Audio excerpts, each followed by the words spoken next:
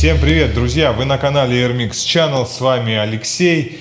И да, сегодня мы будем рассматривать, как собрать установку, электронную барабанную установку на модуле Megadrum. Megadrum был разработан в 2007 году Дмитрием Скачковым. Он вообще красавчик, респект ему, модуль обалденный. Причем его можно собрать самому вообще за копеечку, за маленькую копеечку, ну, по сравнению с теми модулями, что продаются на рынке. Пару слов, что такое вообще Megadrum? Megadrum — это MIDI-конвертер.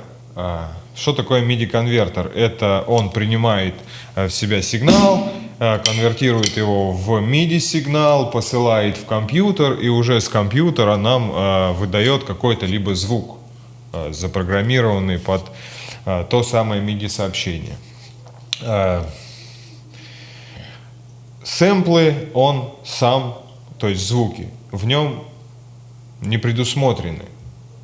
Если кто-то думает, что Megadrum воспроизводит звук, нет. Это MIDI-конвертер, все. То есть его задача — это снимать наш сигнал, выводить на компьютер. Из компьютера уже мы качаем Addictive Drum, Superior Drummer, любые барабанные сэмплеры, и оттуда выводим наш звук. Вот. Касаемо второго вопроса, мне очень часто спрашивают, какая задержка? Задержка, постоянно задержка. Ребят, если бы была задержка неиграбельная, я бы ее нафиг не собирал вот в таком вот виде. Как бы смысла в этом просто не было.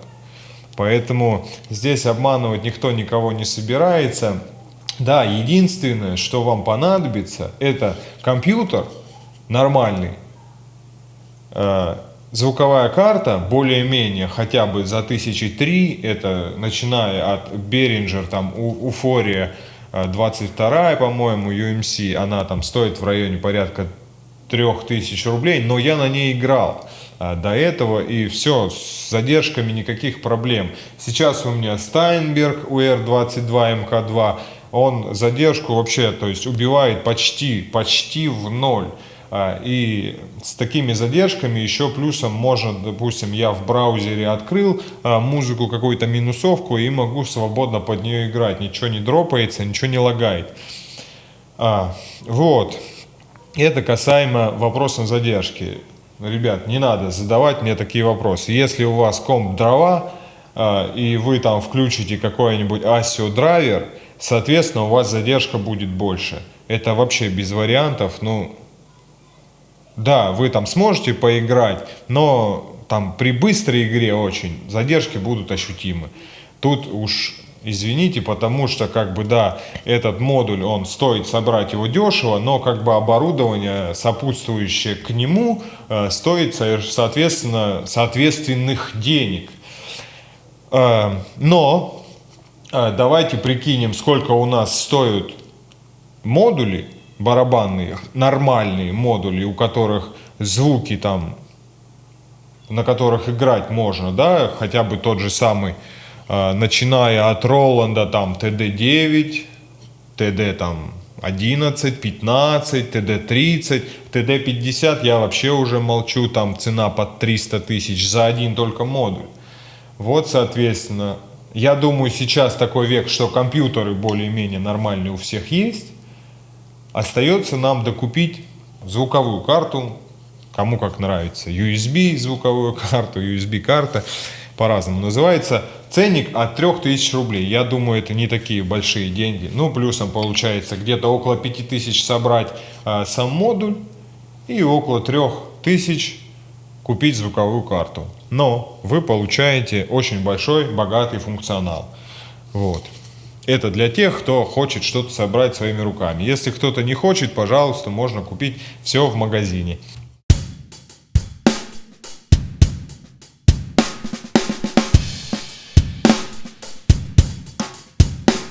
Функционал богатый у Megadrum, так что можно не бояться, что чего-то не будет. Допустим, рабочий. Да, рабочий у нас работает в три зоны на 2 пьезо. То есть зона Х динамика хорошая.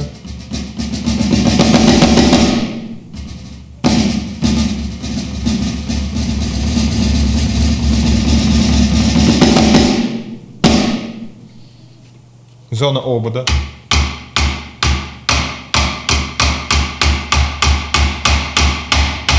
Ничего не перекрещивается, нет лишних отзвуков.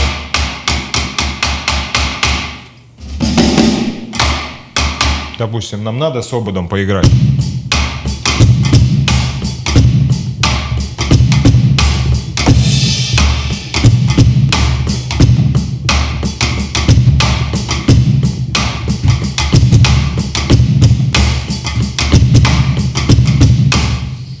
Отлично. Еще у нас третья зона, это всеми любимые, которые все просят, есть ли у Мегадрам римшоты. Есть римшоты.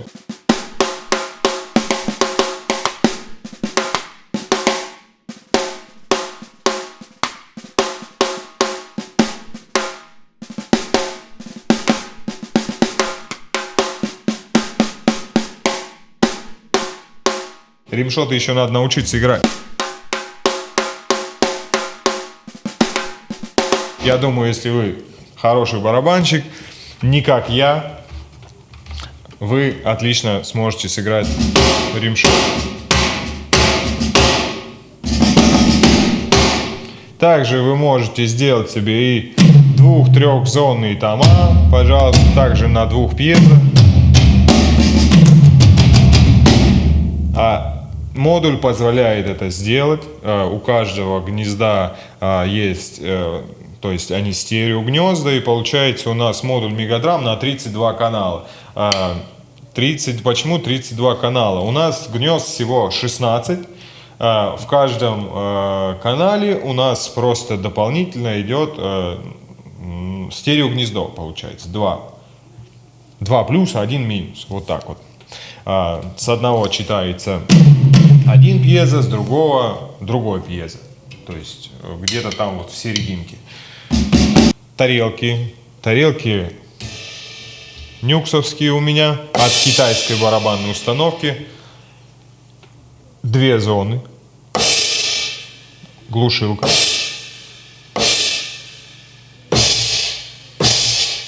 Центр и край.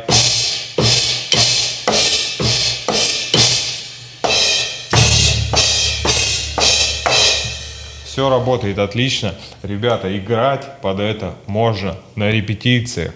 Пожалуйста, заниматься можно дома, отрабатывать какие-то там рудименты и все остальное. Все это можно делать, все это уже было несколько раз за этот промежуток времени проверено. То есть я вообще разницы не почувствовал. У меня как бы стоит вот рядом акустическая барабанная установка и вот электронная. Я не супер профессиональный барабанщик, но я уже давно занимаюсь музыкой, как бы мое ухо слышит, если есть там дикая задержка. Есть задержка, там 3-5 миллисекунд, но, ребят, вы эту задержку не услышите. Это отличная задержка, это отличный показатель, поэтому можно свободно играть.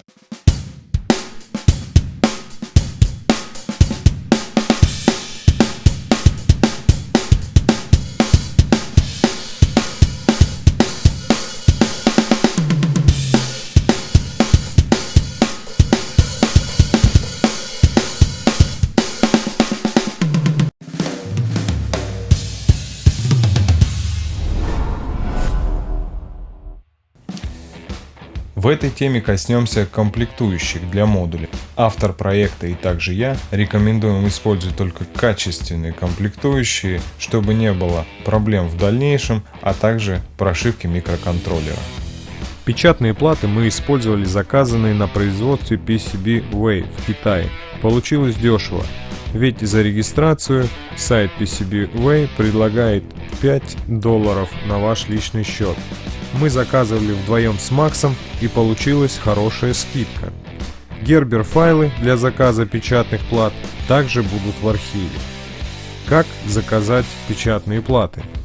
Вы регистрируетесь, я уже зарегистрирован, сейчас войду. Здесь в личном кабинете Жмем онлайн подсчет стоимости. Здесь выбираем длину, ширину платы. Все это будет указано в архиве в общем. Количество выбираем 5, потому что меньше 5 они не делают. Далее все у нас остается как есть. Жмем посчитать, нам посчитает нашу стоимость. Выбираем самый дешевый для вас способ доставки. Соответственно, все это кладем в корзину, загружаем Gerber файл, дожидаемся подтверждения всего. С вами может связаться менеджер. Все это можно подтвердить, если вы согласны. И в течение 24 часов плата изготовится, и в течение некоторого времени вам ее на ваш адрес отправят. Список всех необходимых компонентов также будет в архиве. А о списке комплектующих вам расскажет Максим. Всем привет! Это мастерская Барышевых. Расскажу сейчас о нашем MIDI-конвертере Megadrum. Что я заменил, что не установил. Значит, не устанавливал я Aptron для MIDI. Я его не буду использовать, поэтому если кто не будет, не ставьте. Далее. Что у нас дальше? Замена. Значит, по описанию у нас стоят диоды BAT85. Заменены были на BAS32L. Вот такие вот бочоночки. Вот. Значит, микросхема, мультиплексоры. Значит, по описанию SD4051A заменены на наши отечественные K561, KP2. По функционалу они аналогичны. Ну и эти дешевле, как бы просто найти можно. Значит, дальше. Может, у кого-то есть, валяются где-нибудь. Значит, мегаконтроллер.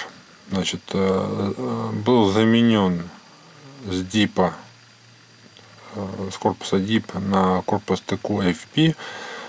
Если будете искать, увидите, что в DIP 644 контроллер стоит значительно дороже, чем в таком корпусе. На сегодняшнее время, на, значит, 2020 год, 14-11, значит, от Мега 644 в DIP корпусе стоит 600 рублей, а такой FP стоит в районе 200 рублей. 220, где-то так. Вот. Для того, чтобы его поставить, я сделал такую вот плату-переходник. Вот. В архиве можно будет скачать Gerber, если кто-то будет заказывать в Китае данные платы, и заодно переходничок, чтобы сделали. Все это ставится на гребенку 2.54 шаг. Вот. И далее еще, значит, что у меня я заменил из пассивных элементов, это резисторы. У меня поставлены 0.8-0.5 SMD. Вот плоховато видно, но вот они есть. Надо вот так вот лучше. Вот. Там, где не хватало, перемычку поставил. Диоды, кстати говоря, нормально по типу размеру подошли. Что еще подошло? Конденсаторы тоже SMD 0.8-0.5 также подошли по размеру. Значит, некоторые выводные резисторы я, значит, нашел, поставил. Все остальное заменено на SMD.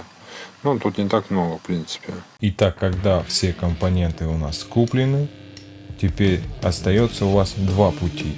Либо заказать вот такие вот платы, либо второй путь – изготовить печатные платы методом LUT. Я немножко поверхностно коснусь, как сделать LUT. Либо вы можете также набрать в поисковике в YouTube, как сделать печатную плату LUT. И там очень много информации, как более качественно сделать печатную плату методом LUT. Вот перед нами две печатные платы, которые мы будем распечатывать на глянцевой бумаге от журнала. На тонкой бумаге получается сложно распечатать, так как принтер часто жует такую бумагу, но зато результат в отпечатывании тонера просто изумительный. Отправляем наши файлы на печать. Для управления модулем Megadrum нам, конечно же, понадобятся кнопки или энкодеры. Можно использовать как одни, так и другие отдельно, можно использовать их вместе. Было решено их использовать вместе, ну, как сказать, для удобства. Мы раскидали схему в Sprint Layout 6. Вот, как видно, здесь два энкодера, и сверху кнопка, и снизу кнопка. Отправляем эту схему на печать. Для печати будем использовать вот такой вот глянцевый журнал от компании Avon. У них очень хорошие глянцевые тонкие листы, что позволит нам очень хорошо перевести наш тонер на нашу печатную плату.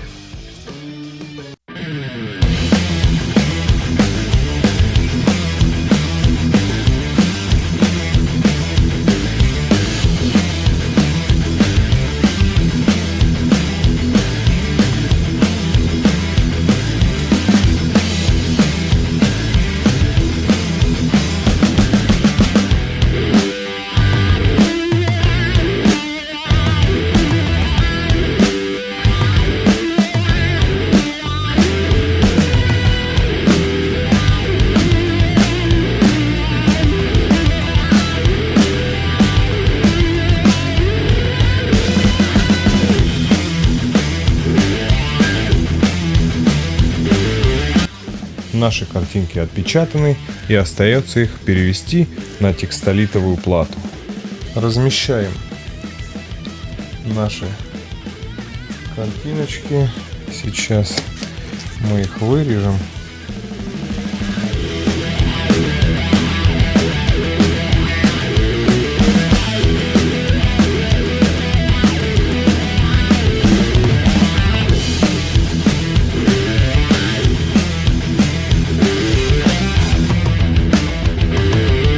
Вот наши дорожки вырезаны. Теперь их надо разместить на нашей текстолитовой плате, чтобы ее вырезать.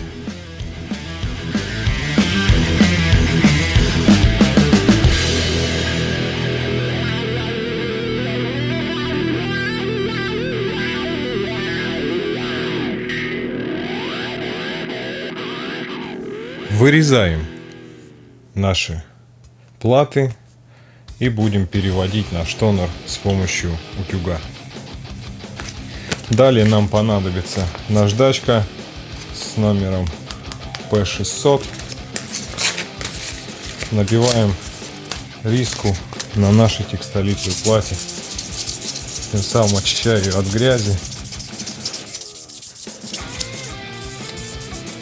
и создаем адгезию, чтобы очень хорошо прилип наш тонер.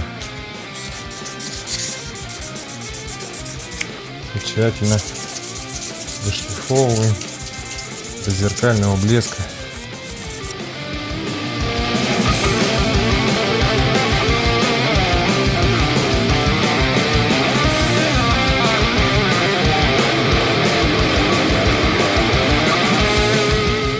Особенно вот эти края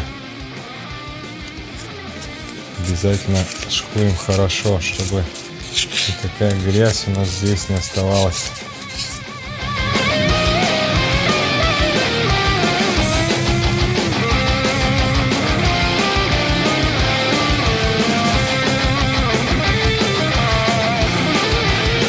Теперь промываем наши платы чистящим моющим средством для мытья посуды, тем самым обезжиривая наши платы.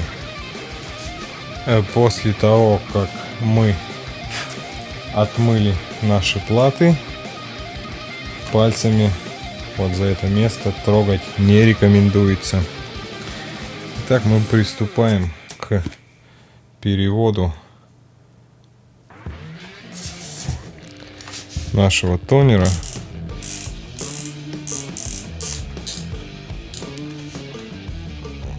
Сейчас будем переводить.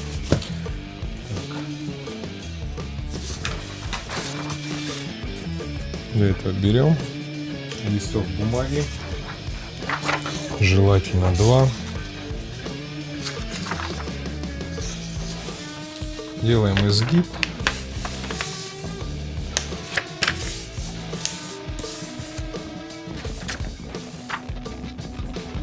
Теперь берем наш рисунок для перевода. Прикладываем.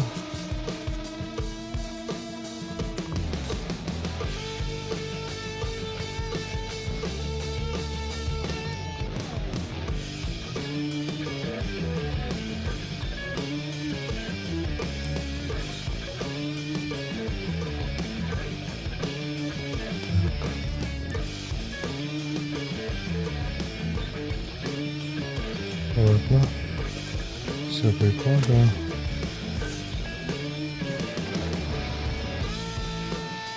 Чтобы ничего не соскочило, у нас нигде не вылезло.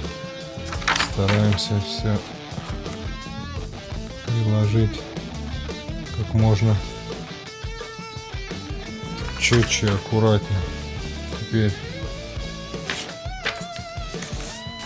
берем наш утюг и начинаем жарить.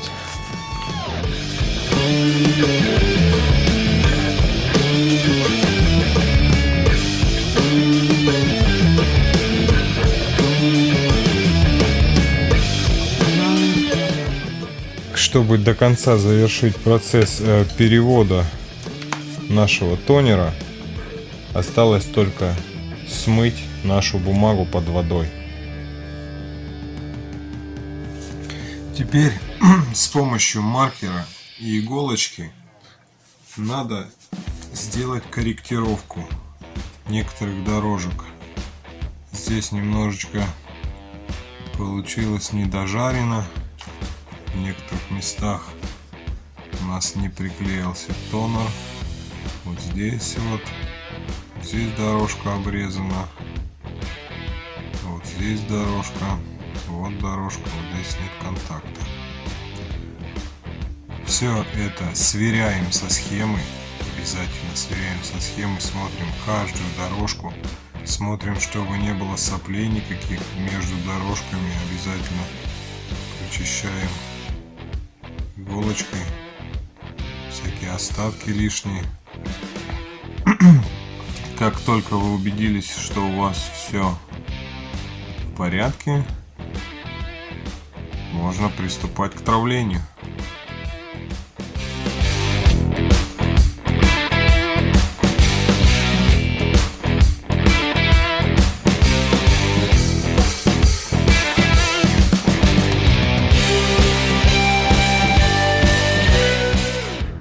Перед травлением обязательно надо убедиться в том, что совпадает шаг наших контактов. Давайте приложим и посмотрим, будет ли совпадать шаг. Вот как видим мы, шаг у нас совпадает. Иначе, если мы не проверим, мы потратим только свое время. Так, все отлично. Все отлично подходит. Мы готовы к травлению. Для травления платы нам понадобятся весы кухонные, емкость, подходящая под размер платы, соль, перекись водорода и лимонная кислота. Итак, приступаем к смешиванию раствора. Нам понадобится 100 мл перекиси водорода.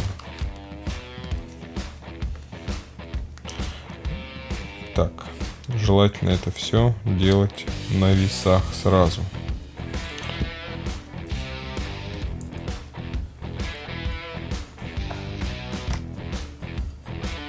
Ставим наши весы.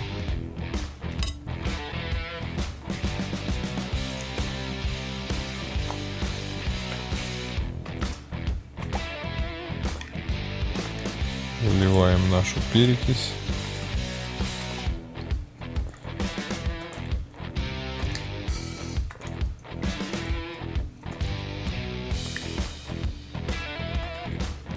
Так, у нас соотношение какое? На 100 мл перекиси водорода, 30 грамм лимонной кислоты и 5 грамм соли.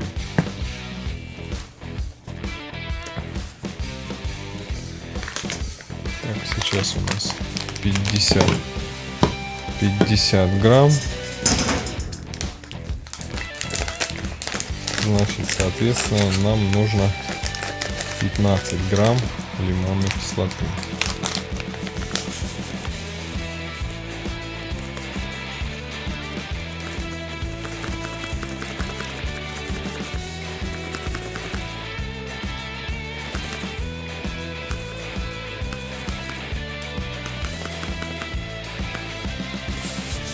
Так, оставим 68. Смешиваем.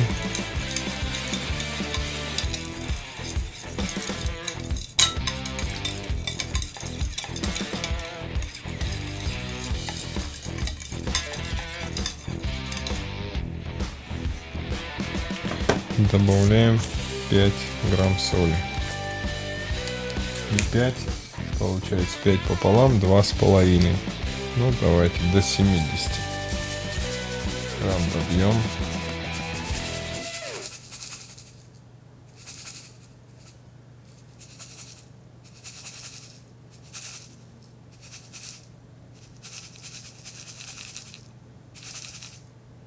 Все, 70 грамм. Убираем с весов. Выключаем наши весы, убираем в сторону.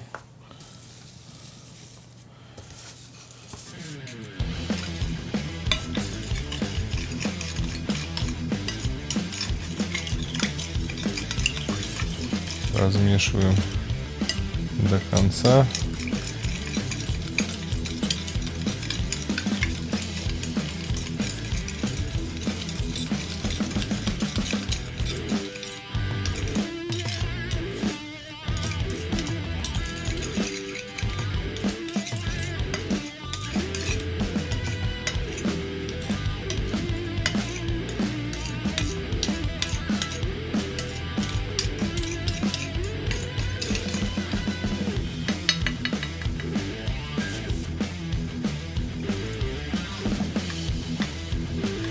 Кладем на нашу плату травиться.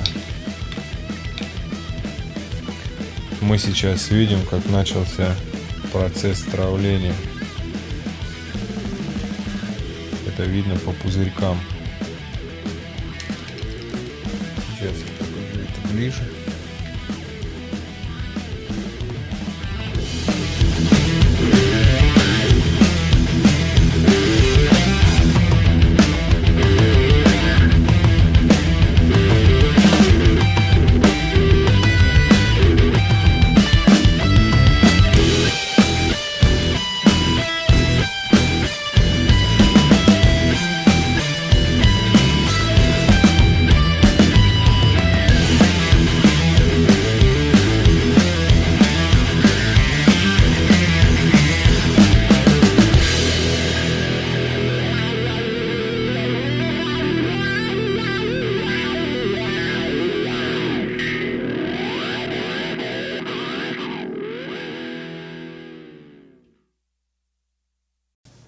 Вот таким несложным способом у нас получилась печатная плата для модуля.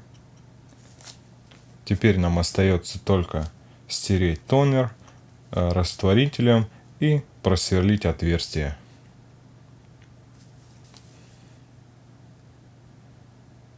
Теперь все, что нам нужно, это разместить компоненты на нашей печатной плате. Для размещения компонентов вам нужно будет распечатать некоторые файлы. Это схемы. Вот эти две схемы, чтобы наглядно смотреть, что куда идет. Откладываем их в сторону. Принт-макет. Это шелкография. Вы можете вот так вот рядом, допустим, плату положить, если у вас вот лут, да, с обратной стороны, вот так вот у вас будет просверлено все. Вы подставляете и смотрите, что куда подставлять. То есть здесь указаны компоненты у нас с номерами, допустим, вот R1, R4, R5, R6. Где смотреть номиналы? Номиналы смотреть вот в этом компонент-листе. То есть вот Digital Board у нас показано. Допустим, конденсатор первый у нас 1 микрофарад, конденсатор второй 100 нанофарад, конденсатор третий 22 пикофарада, и понеслась по списку. Здесь список номеров компонентов, здесь список номиналов компонентов. Все достаточно очень легко и просто. Автор очень хорошо постарался, что собрать может даже самый просто начинающий. Все это расставляем, проверяем обязательно, не ошибаемся и припаиваем. После завершения пайки обязательно все проверяем на наличие соплей, естественно, чтобы не было никаких замыканий, чтобы у нас не вызвало это проблем при прошивке. Далее прошиваем, значит, подключаем пикет 3 для прошивки пика. Так,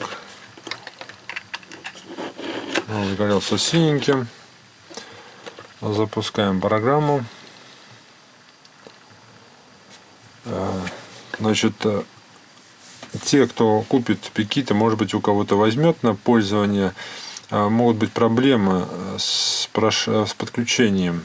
В инструментах есть вкладочка, называется «Скачать пикет операционной системы». То бишь скачивается прошивка для пикета. Нажимаем, она прошивается, и у нас все, как бы, программатор подключается к программе. Для того, чтобы записать программу, вот, пикет 18F2550 HEX, значит, указываем, открываем. Далее нужно стереть чип. Вот, нажимаем на кнопку «Стереть». Вот. Чип стирается, Reading Device. В окне памяти программы будут одни FF-ки. Это означает, что контроллер чистый. Далее, вот я вам показал, где должны быть.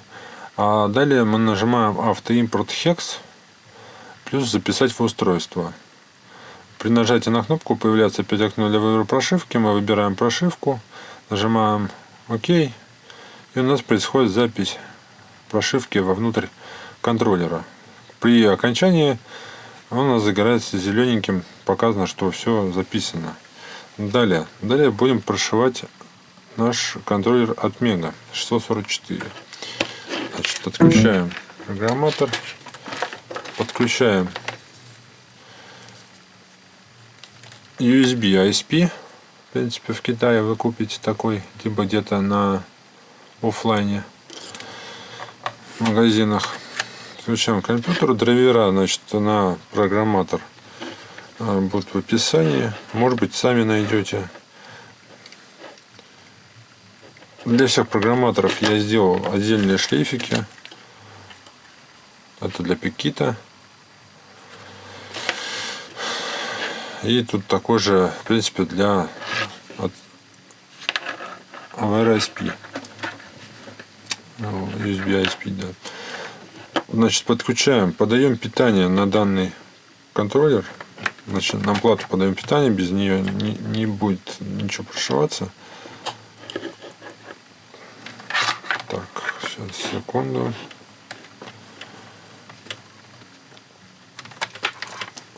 Подаем питание.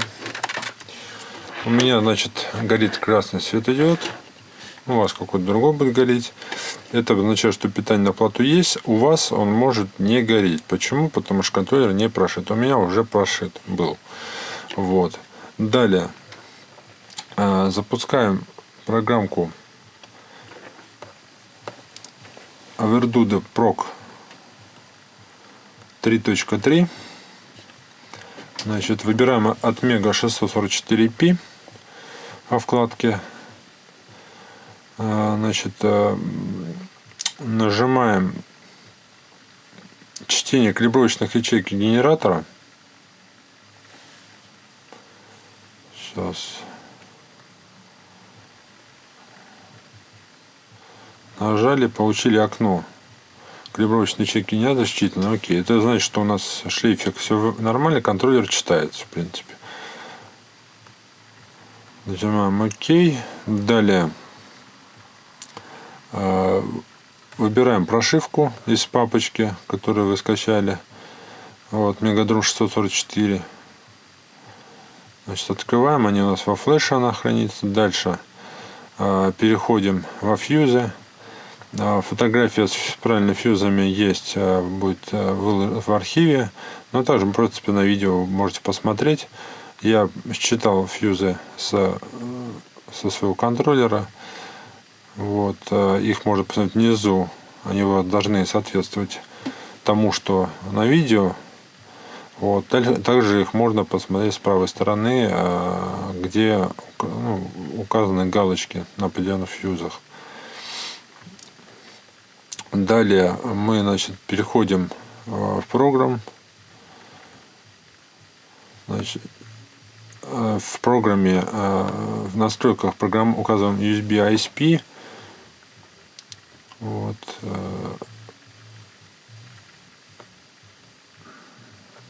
Переходим в программ и нажимаем программирование.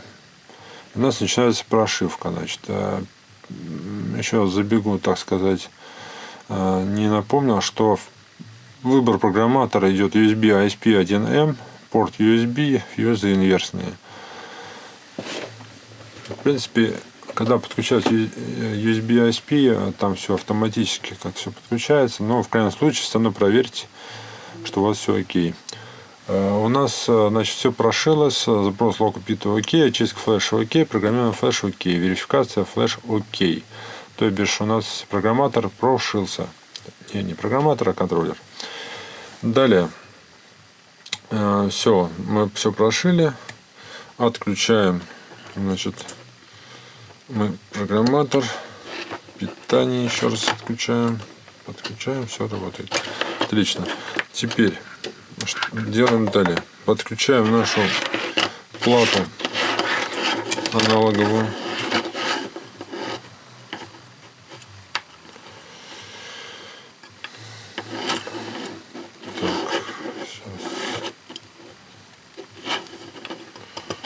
Так, подключаем дисплей. Подключаем питание и смотрим, что у нас все прошилось. И по энкодерам, вот, видим мы, это у нас уже по умолчанию окошечко показывает, кстати говоря, сигнал по входам. Я сейчас вот пальчиком приведу и увидим, как происходит изменение. Нет, изменений не происходит. Это, видимо, нужно подключиться к программе. Active Drums. Так, шерим энкодерами. Вот наш товарищ Скачков, который поделился программкой. Все листает. Алексей потом пробежится по всем вкладочкам. Ну, по крайней мере, по минимальным настройкам, то, что нужно для настройки программ барабанов, он расскажет. Вот. Ну, в принципе, вот все. Мы прошили. У нас есть экранчик показывает, что все работает. Вот. Ничего не тормозит.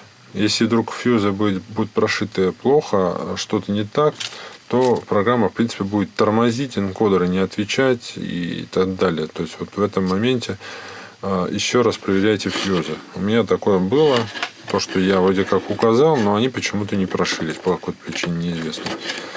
Вот, я их перепрошил еще раз, все заново, и все заработало, все без тормозов стало работать. Вот. Сейчас подключим, запустим ActiveDrums. Я не буду его показывать, как он запускается, для того, чтобы посмотреть, что у нас все работает.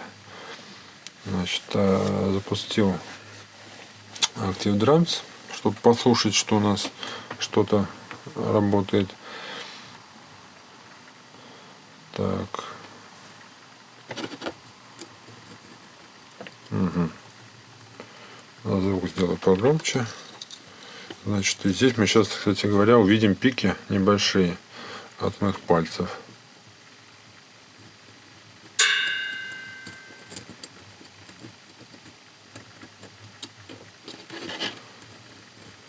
Ну, естественно, если подключить пьезо, то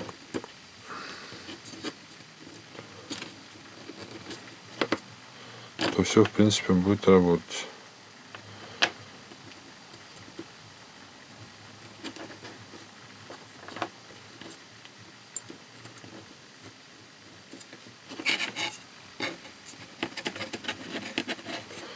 Ну, мне что-то не хочется сразу работать. Но, в принципе, все функционирует. И все работает. Это надо будет вырезать.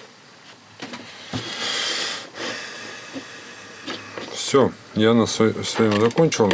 Программу, как программировать, я написал, показал точнее, и все описания, там фотографии небольшие, там с проблемами, какие у меня столкнулся на Пиките 3, вот, и с фьюзами на отмеле. Будут фотографии, также видео посмотрите. Ну, фотографии тоже иметь у себя тоже хорошо. Все. На этом продолжает Алексей. Всем счастливо.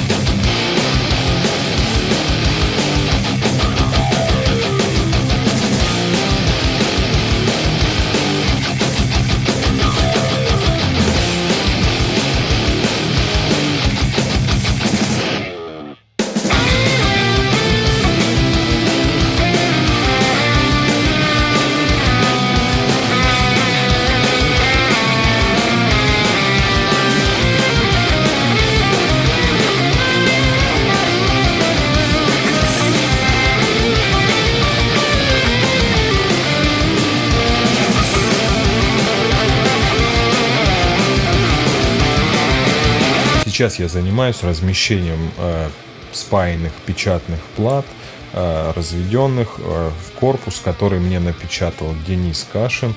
Получился очень прекрасный корпус. Корпус печатался на 3D принтере. Вот, пожалуйста, есть надпись Мегадрам, надпись моей студии. Вот. Все вот так вот получилось. Здесь два торца, они входят в пазы вот эти. Все получилось довольно компактно. И самое главное, что внутри ничего ничему не мешает. Здесь сзади гнезда получились, 16 гнезд. Спереди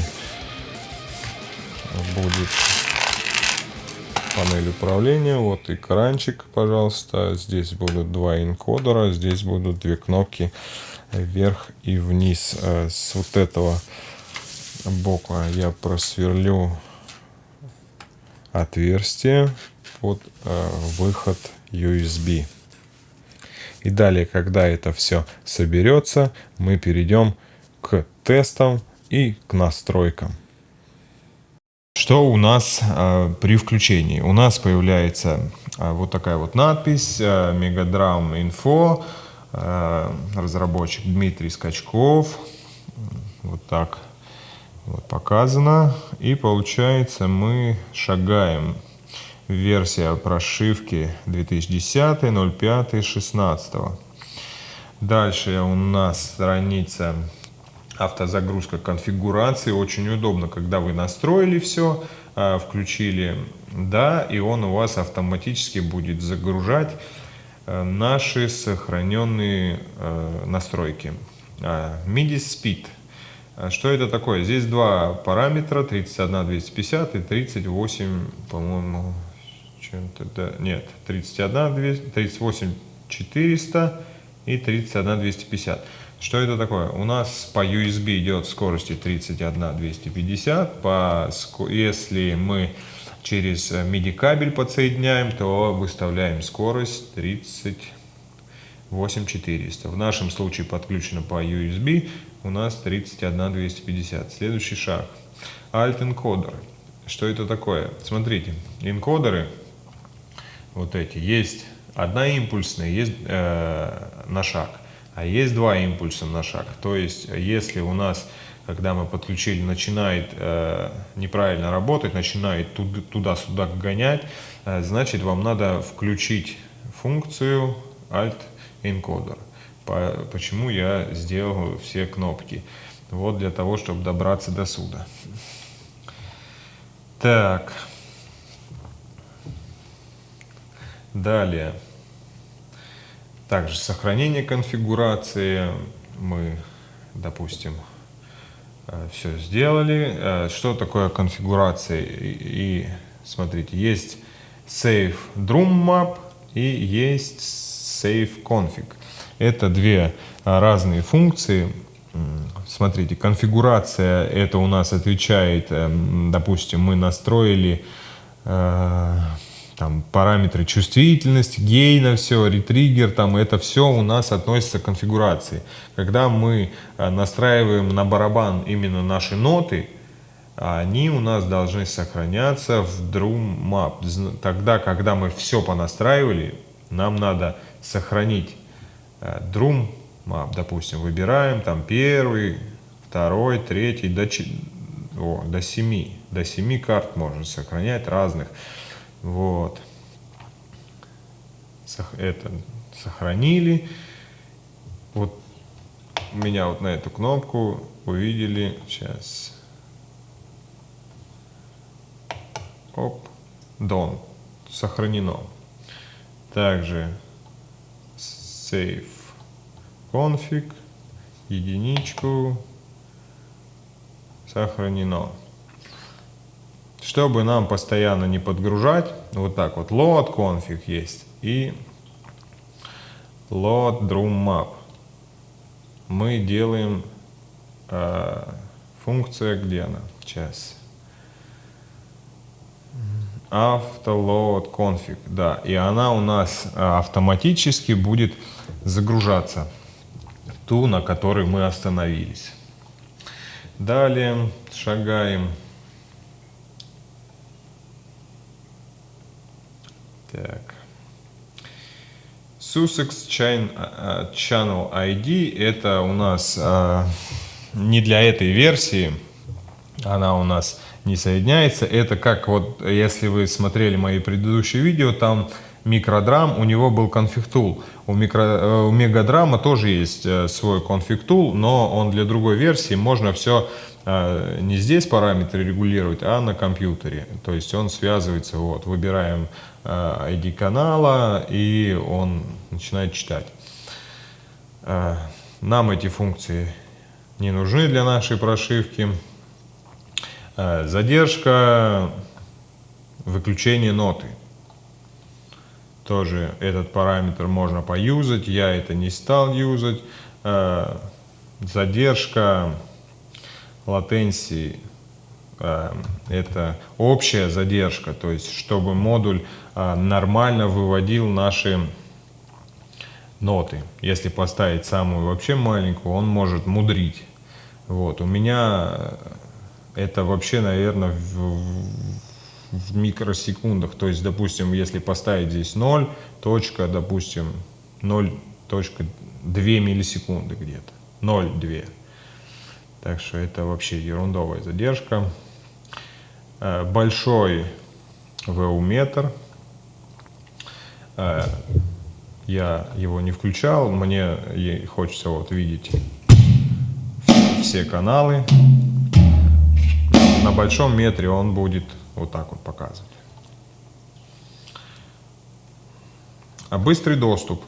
Допустим, если мы его включим, то мы зажимаем наш хай-хет до конца, выбираем рабочий, бьем по рабочему, чтобы получить быстрый доступ к каналу для настройки. Бьем в том, и у нас тут уже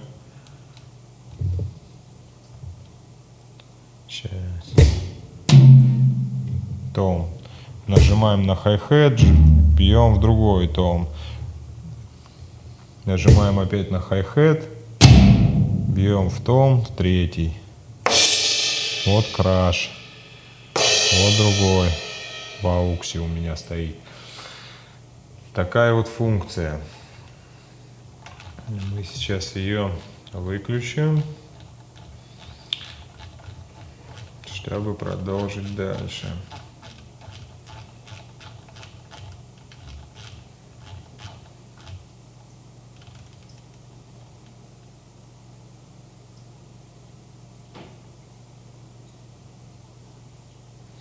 Выключаем. Я совсем тоже сам не до конца разобрался во всех настройках, поэтому, ребята, немножко надо будет потрудиться и самим немножко с этим поработать, с этими настройками. Настройки позиций.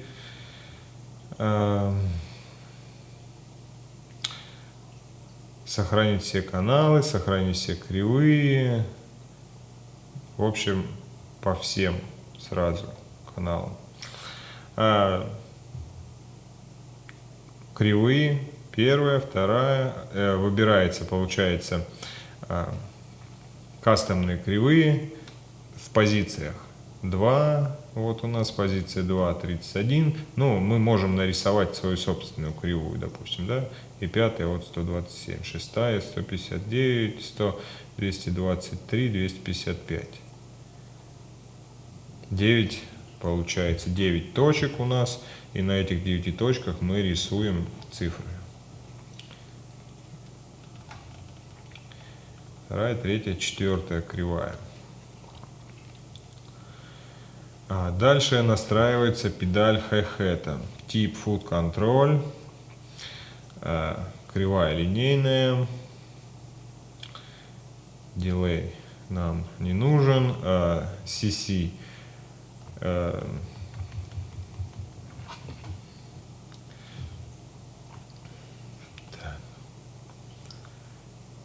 CC нота у нас четвертая. Помните, да? Ну, как у нас был в микродраме нота 4. Она у нас отвечает за нашу педальку. Далее, вот вы можете посмотреть настройки. Все настройки тут на первый взгляд страшные, но ничего. Можно это все почекать, посмотреть. Есть сайт Мегадрам по-русски, там все эти настройки прописаны, что за что отвечает. Смотрите, сейчас я покажу кое-что. Вот у нас нота для самого пьезика канала хай-хета выбирается в хай-хет педали. Вот.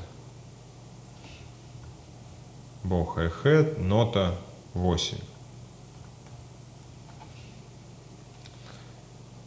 Это Edge, нота 42.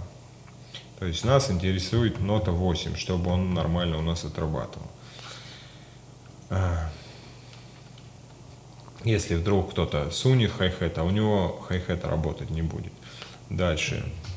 Кик у нас, первый канал. Все настраивается также в принципе, как и в микродраме. Нота у нас 36, пошел наша кривая. Можно скомпрессировать нашу бочку, чтобы, допустим, было динамики поменьше. Компрессия будет влиять на самый максимальный звук. То есть, если мы компрессию навернем на 7, у нас бочка определенной, допустим, громкости определенной ноты не поднимется. Shift Level это поднимает нижний порог чуть вверх. То есть, если мы еле, допустим, вот касаемся барабанной установки, бочки на барабанной установке, и бьем по ней, и у нас не тот звук, который, в принципе, нам хочется, он начинает там дергать, можно чуть-чуть вот этим параметром Level Shift ее вот поднять. Вот я немножечко поднял, чтобы сузить немножечко динамику. То есть компрессором мы верхнюю точку сжимаем, а Level Shift нижнюю.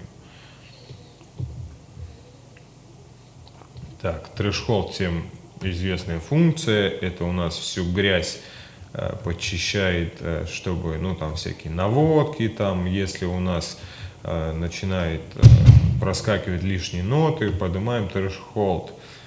Гейн усиляем, считывание пьезы, ретриггер консоль, это у нас реагирование на ложные срабатывания. То есть, чем параметр выше, тем меньше говна у нас полезет. Но при высоком значении, при слишком высоком значении мы не сможем играть, допустим, быстрые рудименты, либо дроби. Он будет отказываться считывать сигналы. Также Dynamic Level, Dynamic Time. Со всем этим можно разобраться очень даже быстро. Вот здесь я ничего не настраиваю, потому что у меня педаль хай-хета, как я говорил, работает нота 8 по каналу хай-хет педали. Вот, поэтому тут я ничего не настраивал. Вот у нас рабочий наш барабан. Добрались до него. Нота, получается, snare head. Это у нас наш центральный пьезо. Нота 38. Поехали дальше. Кривая. Компрессор Level я тоже тут поставил на единичку. Level Shift не поднимал. Гейн тоже на единичке. Можно даже поставить вообще на 0. High Level есть автомат. То есть он будет считывать автоматически ваш самый громкий удар. Но мне не надо. Вот, я его выставляю на максимум, потому что у меня и так рабочий мочит очень сильно, я бы его, конечно, бы еще даже придавил. Вот ретриггер 2, чтобы вот он на двоечку всего лишь там почищает всякой грязи, потому что на рабочем он мне не нужен, мне нужны дроби. Dynamic Level на 7, Dynamic Time на 32, минимальное сканирование. Дальше самое интересное, это запуск нашего римшота. Нота 37 выбирается. Это у нас за 37-ю ноту отвечает сейчас, наверное, скорее всего, римшот наш. Да, ну вот здесь получается две ноты выбираются. Нота 37, нота 36, нота 30. Сейчас мы про ее. Да, это не римшот, это у нас нота нашего обода 37 выбирается. Едем дальше. Кривая логарифмическая. Компрессии 0, Level Shift на 16, дальше гейн на 7 чуть приподнят, Здесь автоматический high level у нас стоит. Он сам выбрал вот этот параметр, ему он нравится. Ретриггер на 8. Так, едем дальше, ладно, к самому нужному. Вот, тип второго датчика нижнего. Выбираем пьезо, если у нас рабочий на 2 зоны.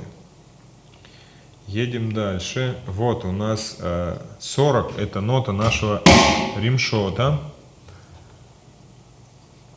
И вот эти две самые важные функции. Dual Midpoint и Dual Mid-Wide.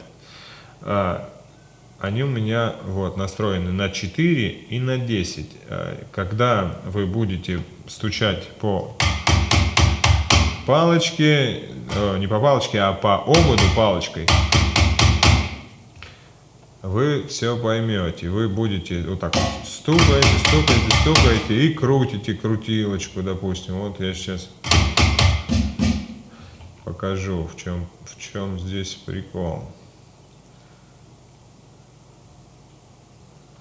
Так, на 10, допустим, наверну, выключу в 0.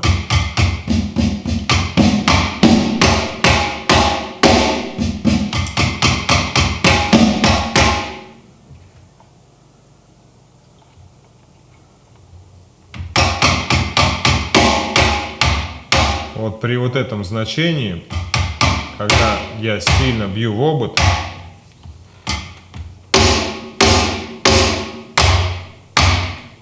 у нас срабатывает римшот. Поэтому вот эти две позиции между собой выставляем, чтобы у нас при сильном ударе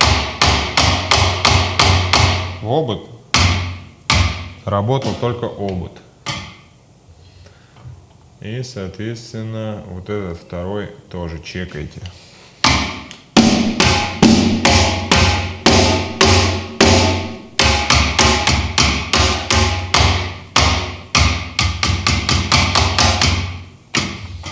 Так, вот здесь надо немножечко больше поднять.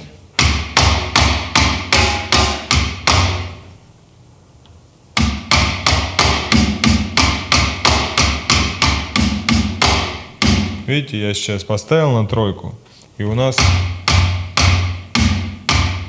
срабатывает рабочий. Просто вот эта зона. Сейчас римшота нету. Поднимаем до того, как появится римшот.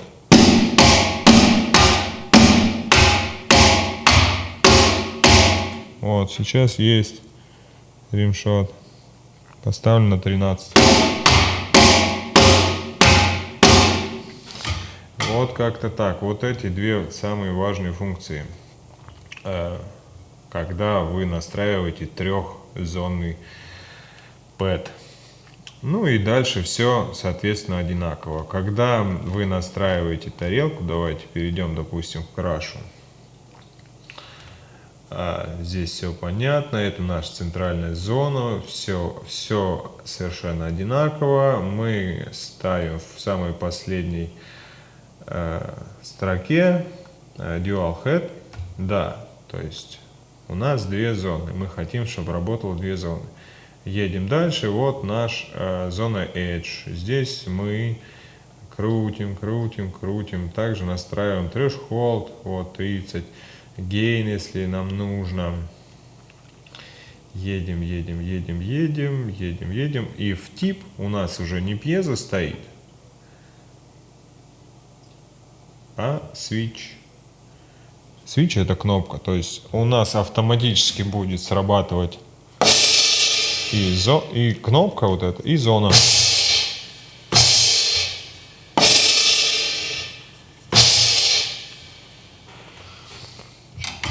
Я думаю, что у вас не возникнет трудностей, чтобы настроить Megadraum. Информации по этому поводу я вам дал. Теперь берите, чекайте все, смотрите. Я думаю, что у вас все получится. Ну что ж, друзья, это видео подошло к концу. С вами был Алексей. Вы были на канале RMX Channel. Собирайте Мегадрам. Вещь прям очень классная. Всем рекомендую, потому что, ну, дешевле можно только, я не знаю, что сделать. Да ничего нельзя дешевле сделать, потому что, ну, блин, модуль 1000 за 5, я думаю, вы не найдете с таким богатым функционалом, который у вас будет хорошо вот так работать, отбивать ремшоты, те же самые зоны, любые там и первую, и вторую, и третью. Также к нему можно подключить и трехзонный райд, допустим, если взять штатно, чтобы он здесь завелся, взять райд от Yamaha, по-моему, 135, да. Здесь он настраивается на 3 зоны, именно райд, и он у вас очень хорошо будет работать. И купол, и крэш от райда, и центральная зона, все будет работать отлично. Если вам что-то вдруг было непонятно, вы можете всегда спросить об этом в комментарии меня или Максима. Мы вам всегда поможем, подскажем, куда посмотреть, где, что вы, допустим, нахимичили, накосячили. Обращайтесь, спрашивайте, не волнуйтесь, не бойтесь. Я тоже собирал Мегадрам в первый раз. Не надо думать, что я прям их насобирал очень много. Нет, в первый раз взял, собрал, у меня тоже были проблемы. Ничего, с этим совсем справились, преодолели, знаем теперь как что. Самое главное, вы повнимательнее будьте, не ошибайтесь, смотрите. Лучше по 10 раз все пересмотреть, каждую дорожку проверить, припаять правильно. И все, и проблем на этом не будет. Всем удачи, друзья. Пока.